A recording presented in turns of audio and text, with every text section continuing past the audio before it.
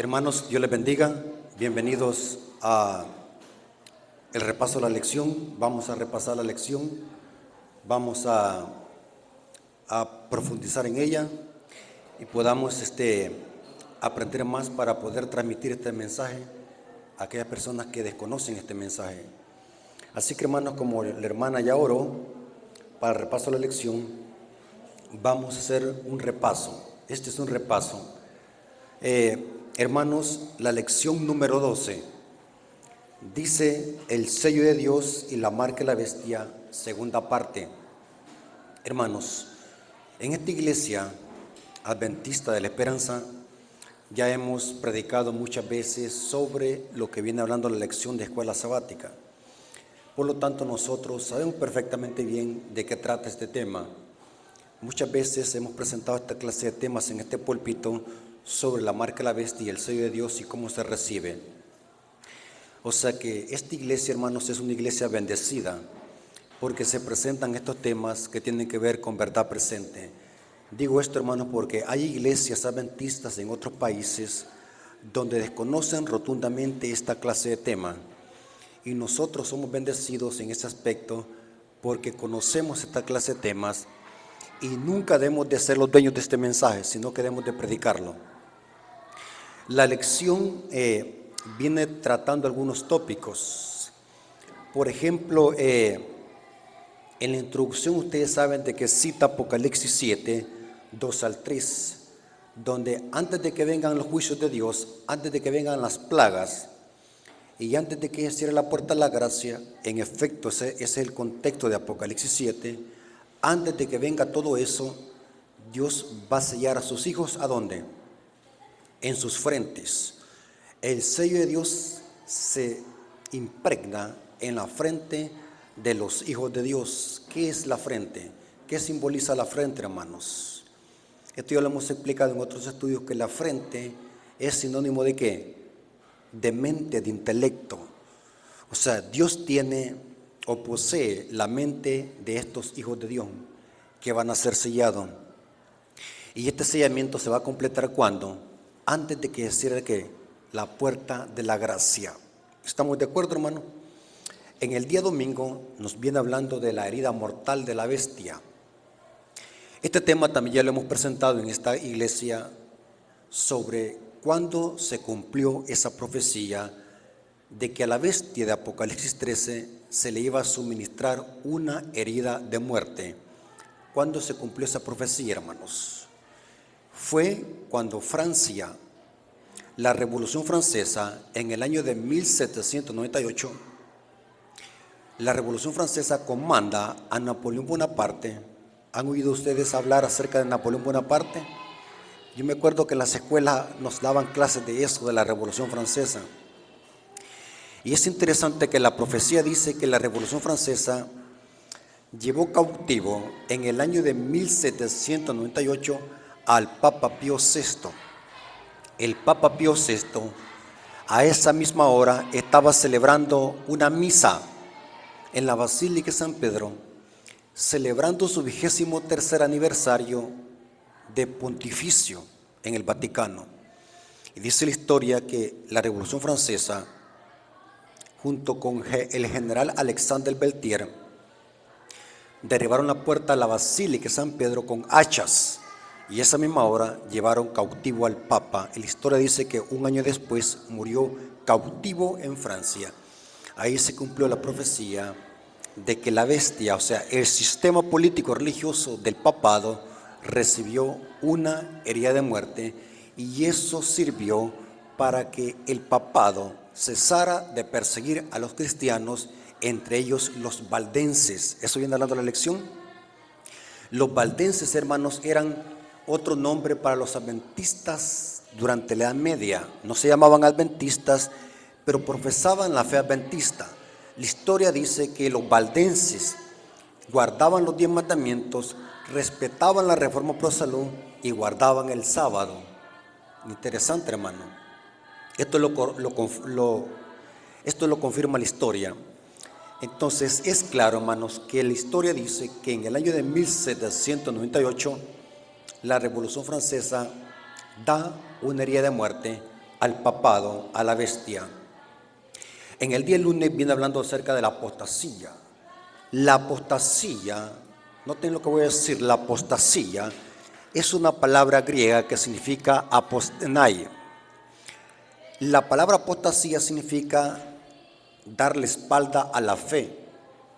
Una fe que antes se profesaba, ahora se le da la espalda y la niega públicamente. Eso significa apostasía. Por ejemplo, le podemos llamar a un impío apóstata. ¿Por qué? Porque él nunca estuvo ¿qué? En la verdad. Un apóstata es aquel que estuvo en la verdad y de repente naufraga como un barco por vientos de doctrina, y esta persona que una vez estuvo en la fe, niega la fe públicamente. Eso es un apóstata. La palabra apostasía aquí se refiere a cómo la iglesia primitiva entre el siglo III y el siglo IV apostató. ¿Cómo apostató la iglesia primitiva? ¿Alguien me puede decir, hermano? ¿Cómo apostató la iglesia apostólica, esa iglesia pura? En un estudio que dimos sobre la Jezabel de Apocalipsis, explicamos cómo la iglesia primitiva apostató. ¿Se acuerdan de ese estudio, hermano? Dice la historia de que la iglesia apostólica, después que los apóstoles murieron, empezaron otros líderes a mezclar el cristianismo con el paganismo. Fue la época donde Constantino el Grande incluyó el domingo como día del Señor en honor al dios Sol. Y todos los ídolos de las religiones paganas fueron cristianizados para retener supuestamente a los impíos y así cesar las persecuciones. La apostasía es otro nombre dado al papado. O sea que el papado, ese sistema que ustedes ven, el catolicismo romano, es fruto de la gran apostasía.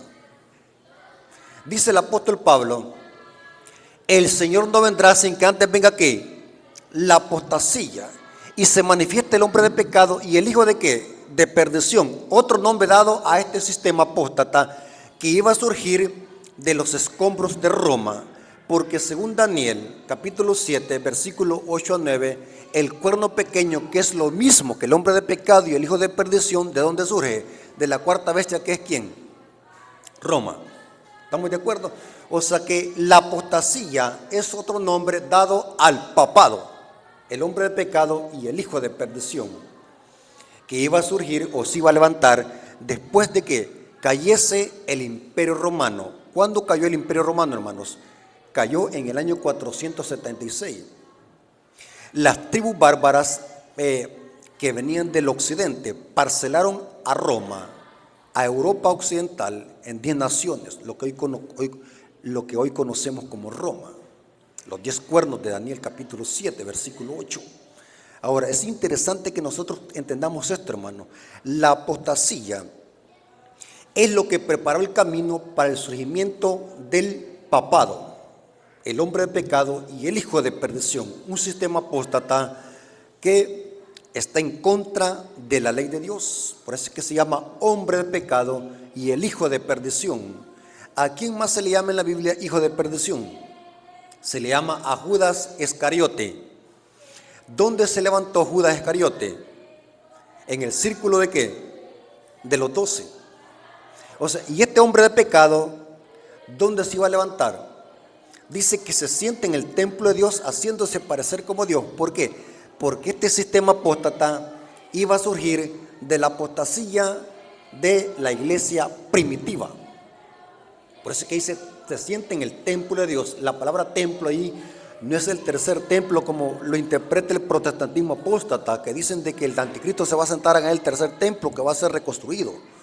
La palabra templo que usa Pablo aquí en sus cartas es la palabra griega naos y se la aplica al pueblo de Dios, porque este sistema se iba a levantar o se iba a sentar en el templo de Dios. El día martes nos viene hablando acerca de cómo Satanás al final de la historia va a usar una estrategia para perseguir al pueblo de Dios. ¿Cuál es esa estrategia, hermano? ¿Cuál es la última estrategia que va a usar Satanás al final de la historia? Según la profecía, va a usar y va a unir a todos los poderes políticos y religiosos. ¿Para qué? ¿Para qué, hermano? ¿Para perseguir qué? ¿A quién va a perseguir? A los testigos de Jehová. ¿A quién va a perseguir el diablo? A los carismáticos. ¿Verdad, hermano? Ustedes son lectores de la Biblia, ustedes saben a quién va a perseguir. Aunque la Biblia no diga nombres, pero da características. ¿A quiénes va a perseguir el diablo? ¿A los que guardan qué? Entonces, si yo no guardo los mandamientos, yo no voy a ser perseguido, sino que voy a ser ¿qué? Perseguidor, porque van a haber dos grupos. Si yo no soy perseguido, voy a ser ¿qué? Perseguidor. ¿Estamos claros en eso, hermano? Y eso así es, según la Biblia. Porque no hay términos neutros. Pero ¿a quiénes va a usar el diablo para perseguir al remanente? Va a usar a todos los poderes políticos del mundo para perseguir al remanente. Dice que los 10 cuernos van a recibir poder juntamente con la bestia. Ese es otro nombre, o sea que ese texto de Apocalipsis 17, 12 al 14, debe de entenderse desde la perspectiva cuando se le sane la herida de muerte a la bestia, porque se le va a sanar otra vez la herida. Y cuando se le sana la herida, según Apocalipsis 13, versículo 3 al 4, ¿qué significa eso? Que este sistema va a volver ¿qué? Cuando a este sistema se le sana la herida, ¿qué significa eso? ¿Va a volver qué? A perseguir. Como lo hizo bajo la hegemonía de 42 meses. Ahora, la marca de la bestia. Hermanos, estos temas son supremamente interesantes y profundos que tienen que ver con salvación. Noten que hay temas que no tienen nada que ver con salvación, pero hay temas que sí tienen que ver con salvación. Un tema que no tiene nada que ver con salvación, dígame, discutir por qué color se le va a dar a la iglesia para pintárselo. Saben de que una vez una junta llegó hasta la 1 de la mañana discutiendo por qué color se le debería dar a la iglesia. Esto tiene nada que ver con salvación. O que para predicar el hermano Rafael tiene que traer la camisa abotonada hasta el último botón.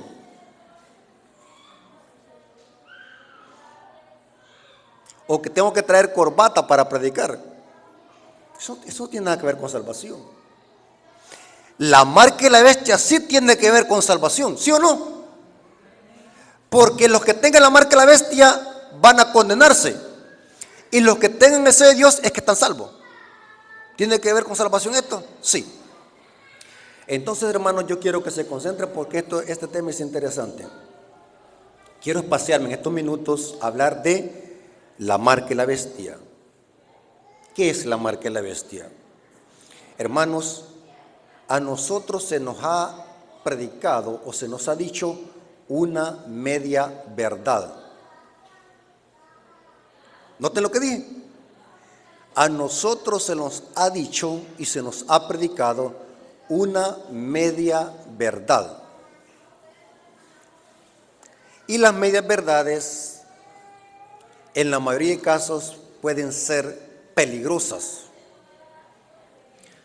Ahora, vamos a ver algunos textos bíblicos. Por ejemplo, ¿cuántos creen, hermanos, que los judíos profesaban guardar el sábado? Y lo hacían mejor que los adventistas, los judíos. Porque según Flavio Josefo y Tácito, los judíos desde que se ponía el sol hasta que terminaba el Shabbat estaban en la sinagoga. Y nosotros, ¿qué es lo que hacemos? Estamos solamente 2 horas o 3 horas en la mañana en el templo y nos salimos a dormir a la hamaca. O sea, los judíos eran estrictos en observar el Shabbat. Profesaban guardar el sábado y eran tan estrictos de que para ellos, noten que para ellos, era pecado hacer obras de misericordia y hacer sanaciones. Por eso es que los judíos acusaban a Cristo por quebrantar el sábado. Pero ¿es verdad que Cristo quebrantaba el sábado? No.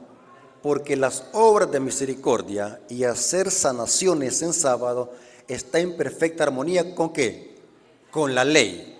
Cristo dijo, es lícito hacer el bien en el día de ¿qué? De reposo. ¿Qué es lo que prohíbe el mandamiento, hermanos? Éxodo 20, versículo 8 al 11. Prohíbe el trabajo secular e innecesario que podemos hacer los 6 días de la semana. Entonces es claro que hacer obras de misericordia no está prohibido por la ley. O sea que los judíos profesaban guardar el sábado. Pero aquí vemos algo interesante. Cristo les dijo a los judíos que profesaban guardar el sábado. ¿Saben cómo les dijo? Vosotros sois hijos de ¿qué? De vuestro padre el diablo. Noten cómo dice Juan 8, 41 al 44. Estoy usando estos textos porque quiero que quede claro qué es tener la marca de la bestia y qué es tener el sello de Dios. En una forma práctica y sencilla, Cristo les dijo a los judíos que profesaban guardar el sábado y que eran celosos en la ley. Cristo los confrontó y les dijo así en San Juan 8, 41 al 44. Vosotros hacéis las obras de vuestro padre. Inclusive en el capítulo 8 de Juan, Cristo está teniendo una confrontación acalorada con los fariseos. Una confrontación acalorada. Y Cristo le está diciendo, porque los judíos estaban ahí jactando, nosotros somos hijos de Abraham, nosotros somos hijos de Dios. Y Cristo le responde, vosotros hacéis las obras de vuestro padre. Entonces le dijeron, nosotros no somos nacidos de fornicación. ¿Qué están insinuando? De que Cristo sí había sido ¿qué? Engendrado por fornicación, insinuándole eso. Porque según la historia, le levantaron un falso testimonio a los fariseos. No creían de que Cristo había sido engendrado por el Espíritu Santo. Creían ellos levantaron ese falso testimonio, que María se había acostado con otro. Y aquí están insinuándole, nosotros no somos hijos de fornicación. En otras palabras, nosotros no somos como vos, hijos de fornicación. No tengo lo que están diciendo. Dice, un padre tenemos, que es Dios. Se están jactando los fariseos. Jesús entonces les dijo, si vuestro padre fuese Dios, ciertamente me amarías. Porque yo Dios he salido y he venido, pues no he venido de mí mismo, sino del que me envió. ¿Por qué no entendéis mi lenguaje? ¿Por qué no podéis escuchar mi palabra? Vosotros sois de vuestro padre ¿qué? El diablo. ¿Pero acaso no guardaban el sábado, pues? Si guardaban el sábado, es que estaban bien con Dios. Pero ahora vemos aquí una contradicción. Ahora Cristo les dice a los fariseos, vosotros sois hijos de vuestro padre el diablo, y los deseos de vuestro padre queréis hacer. Él ha sido homicida desde el principio y no ha permanecido en la verdad, porque no hay verdad en él. Cuando habla mentira, de suyo habla, porque es mentiroso y padre ¿qué? De mentira. Hermanos, quiero decirles lo siguiente: los fariseos no guardaban el sábado. Los fariseos profesaban guardar el sábado, o sea, lo aparentaban. Porque la única forma de guardar el sábado es amando a Cristo. Y el texto lo dice, ciertamente me amarías. Por lo tanto, ustedes no son hijos de Dios ni hijos de Abraham, son hijos de vuestro padre ¿qué? El diablo. ¿Estamos de acuerdo? Ahora, ¿dónde era el problema de los fariseos? ¿Dónde era el problema de los fariseos? Y aquí vamos a llegar al meollo. A nosotros se nos ha dicho, y eso siempre lo hemos sostenido, pero es una verdad a media, en el sentido de que el sello de Dios es más que guardar el sábado. Sí, el sello de Dios se guarda el sábado, pero es más. ¿Entienden esa palabra, hermanos? Es más. ¿Usted, hermano, está entendiendo qué significa la palabra? El sábado es el sello de Dios, pero externo, que se puede ver. Yo les hago una pregunta. Cuando nosotros nos bañamos en la mañana y venimos a la iglesia, la gente lo ve en la calle que venimos a la iglesia el sábado. La gente sabe que nosotros los adventistas guardamos el sábado. Todo el mundo lo sabe. Pero hay algo que la gente del mundo no puede ver en nosotros. ¿Qué es lo que no puede ver? El corazón. ¿Dónde estaba el problema de los fariseos? Noten cómo dice Marcos capítulo 3, versículo 1 al 5. Y es terrible, hermano.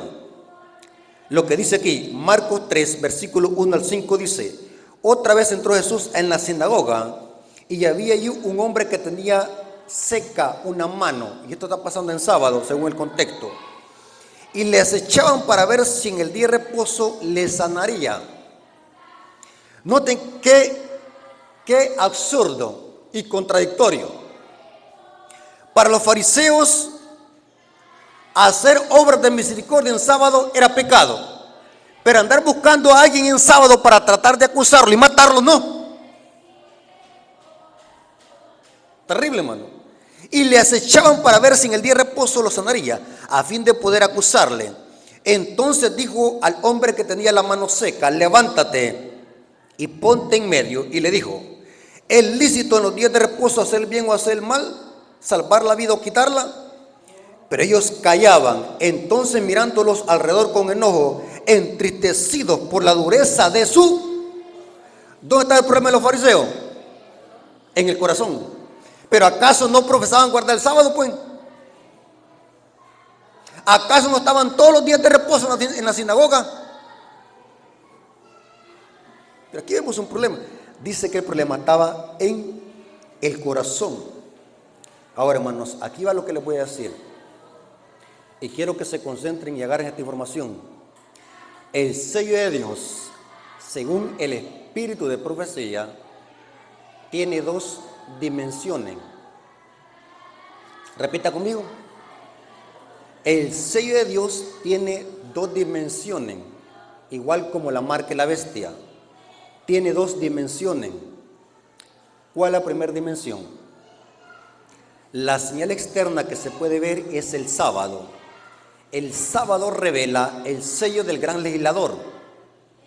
Pero el sello interno, ¿saben cuál es? El sello interno, ¿saben que representa o es el carácter de Cristo? O sea que los fariseos profesaban tener el sello externo que se podía ver. ¿Cuál le faltaba? ¿Cuál no tenían? El interno. Pregunto, ¿nos puede pasar eso a nosotros? ¿Saben de que muchos de nosotros vamos a estar guardando el sábado, o profesando guardar el sábado, y vamos a aceptar la marca de la bestia? Pero la vamos a aceptar en la mano, y muchos también en la frente, en el intelecto.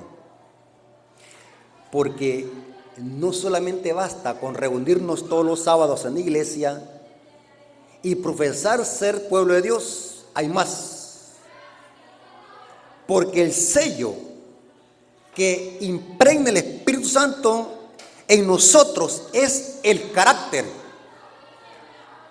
¿Cuántos han escuchado ustedes una frase que lo único que llevaremos al cielo es qué?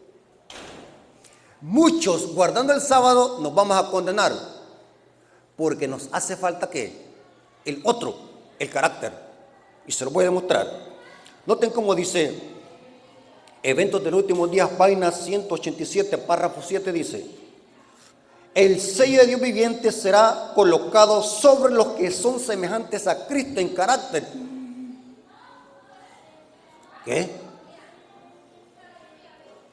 O sea que yo pensé que solamente por guardar el sábado. Si no tengo el carácter de Cristo, me condeno. ¿Ese es el problema de los fariseos? Sí. Profesaban ser pueblo de Dios, no comían nada de fritada. Respetaban los diezmos y ofrendas. ¿Eran celosos los fariseos en los diezmos y la ofrenda? Sí, Cristo les dijo, diezmaban que la menta, el anello y el comino eran minuciosos. Eran tan minuciosos. Pero ¿qué les hacía falta a ellos? El carácter. No tenían a Cristo en su corazón. Noten cómo dice Eventos del Último Día, página 186, párrafo 6, dice: tan pronto como el pueblo de Dios sea sellado en su frente, Escuché a un teólogo protestante diciendo que el sello de Dios en la frente significa tener un tatuaje. La frente aquí es sinónimo de intelecto. Y dice ella, no se trata de un sello o marca que se puede ver. El sábado se puede ver, sí. La gente no ve que venimos el sábado a la iglesia. Eso lo ve la gente. ¿Quién no ve? Hasta el Papa sabe que nosotros existimos aquí, que estamos reunidos en sábado. Pero ¿qué es lo que el mundo no puede ver? Nuestro corazón. Y noten cómo dice, no se trata de un sello o marca que se puede ver, sino un afianzamiento en la verdad, tanto intelectual como espiritualmente. ¿El intelecto y espiritual tiene que ver con algo interno? Sí. De modo que los que son sellados son inconmovibles. Ahora les voy a leer una cita. Tremendo, hermano, como dice esta cita. Saben de que la mayoría, voy a decir así directo, la mayoría de los que nos vamos a condenar y a perder, ¿sabe dónde están? Dentro de la iglesia organizada, que somos nosotros. ¿Saben dónde está la mayoría de los que se van a salvar? ¿A dónde? Hablen sin miedo, hermano. En Babilonia, ¿a dónde? En el catolicismo y el protestantismo. Ahí está la mayoría de los que se van a salvar. Pero ¿por qué muchos de los que estamos aquí nos vamos a condenar? Noten cómo dice esta cita. Consejos para la Iglesia, página 607, párrafo 1. Escuchen, hermano. No todos los que profesan observar el sábado serán sellados. ¿Cómo? Pero a mí me habían dicho de que el sello de Dios es del sábado solamente. Pero ¿por qué nadie habla del carácter? Profesamos guardar el sábado, pero somos odiosos, chismosos, mal hablados, criticones. ¿Es eso tener el carácter de Cristo? Tremendo, hermano. No todos los que profesan observar el sábado serán sellados. Aún entre los que enseñan la verdad a otros, hay muchos que no recibirán el sello de Dios. Tremenda esta cita, hermano. O sea que el sello de Dios tiene que ver con obediencia a la ley de Dios, incluyendo el sábado, pero tiene que ver con ¿qué? Con el carácter de Cristo. Tremendo. Noten cómo dice esta otra cita, dice, oír sermones sábado tras sábado, leer la Biblia de tapa a tapa o explicarla versículo por versículo no nos beneficiará a nosotros ni a los que nos oigan, a no ser que llevemos las verdades de la Biblia al terreno de nuestra experiencia personal. Porque el sello de Dios, hermanos, tiene que ver con carácter. Hermanos, es importante que entendamos esto, hermanos, porque muchos creemos de que simplemente por reunirnos el sábado aquí en la iglesia, y eso es parte, ya está todo completado. Así es la marca de la bestia, hermano. Saben de que hay mucha gente que, aunque nosotros creemos y hemos dicho que la marca de la bestia es el domingo, sí, es el domingo, pero según esta hilación lógica de texto, la marca de la bestia es más que el domingo. ¿Qué? Es aceptar una obediencia falsa a conciencia, y eso tiene que ver con algo interno. Saben de que según el Espíritu de Profecía, nadie aún ha recibido la marca de la bestia, nadie, hasta el momento. ¿Cuántos saben ustedes eso? ¿Cuándo es que el domingo en realidad va a ser la marca de la bestia?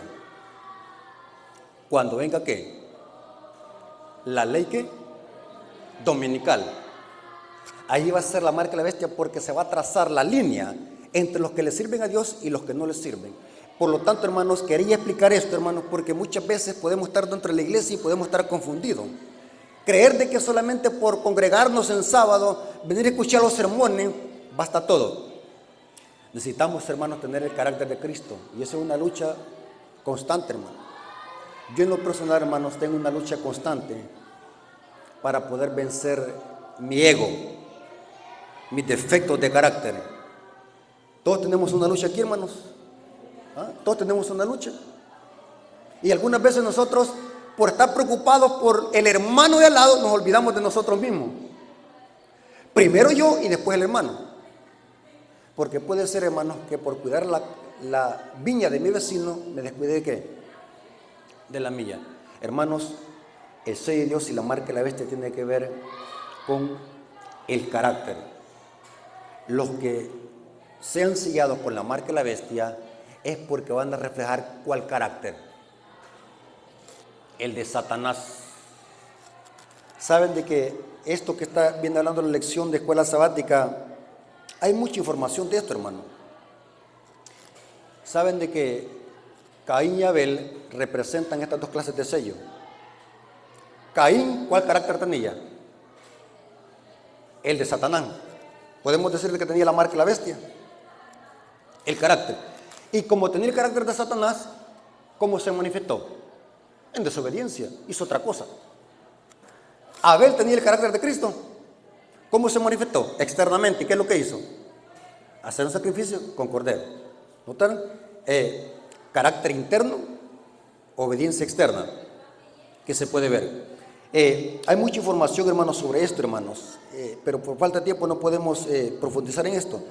Pero según la Biblia, oigan bien, el diablo no va a perseguir simplemente a sabático. Saben de que hay gente que si nos dice, ahí van los sabáticos. ¿Cuántos han escuchado esa palabra? Así me dicen a mí, sabático.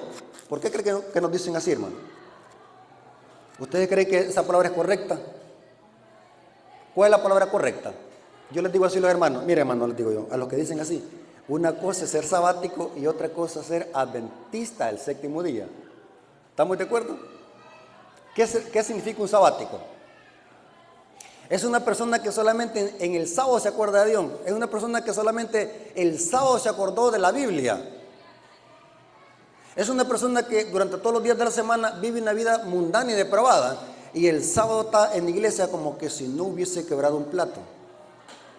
Eso es sabático. Pero un adventista del séptimo día, ¿qué? Que vive para Cristo los 7 días de la semana, incluyendo ¿qué? El sábado. Así que, hermanos, tengamos cuidado. No nos vayamos a confiar como los fariseos, que ellos se jactaban de que simplemente por guardar la ley, superficialmente ya eran hijos de Dios e hijos de Abraham. Pero Cristo los confrontó y les dijo, ustedes les hace falta tener ¿qué? El carácter de Cristo. Y tienen que amarme, porque los fariseos eran odiosos, hermanos. Noten lo que les dije. Para ellos era pecado hacer obras de misericordia. Pero andar buscando a alguien para acusarle y para ponerle el dedo y para tratar de matarlo, para ellos no era pecado. Puro, estaban endemoniados. Endemoniados, hermano. Endemoniados. Hermanos, así que espero que esta información les haya servido, hermanos, para que no nos vayamos a confiar y que trabajemos diariamente para que nosotros nos parezcamos a Cristo. Porque solamente teniendo el carácter de Cristo en nuestras vidas vamos a poder ser sellados. Y esa es la condición para recibir la lluvia tardía, tener el carácter de Cristo. ¿Estamos de acuerdo, hermanos? Dios les bendiga y que la honra y la gloria haya sido para nuestro Dios. Amén.